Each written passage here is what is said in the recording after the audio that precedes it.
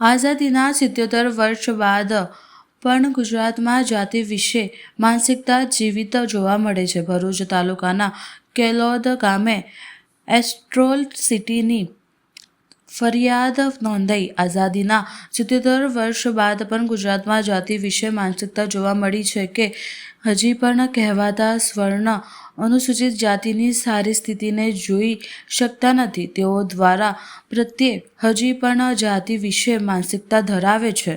2026/27/1 ના રોજ રાત્રિના આશરે 8:30 કલાકે કેલોદ પરમાર ફળિયામાં રહેતા પ્રોવિઝન સ્ટોર ચલાવતા ઈસમ સાથે તારીખ 26/1/2026 ના રોજ કેલોદ ગ્રામ પંચાયતમાં થયેલ ઝઘડામાં હર્ષ પટેલ પાણીની બોટલ કેમ આપી તે બાબતે રીઝ રાખી આરોપિત પ્રગતિ યોગેન્દ્ર યાદવ કેલોદ પરમાર ફળિયામાં રહેતા લીલાવતી બહેન દિલીપભાઈ પરમાર સાથે ઝઘડો તકરાર કરવામાં આવેલ છે.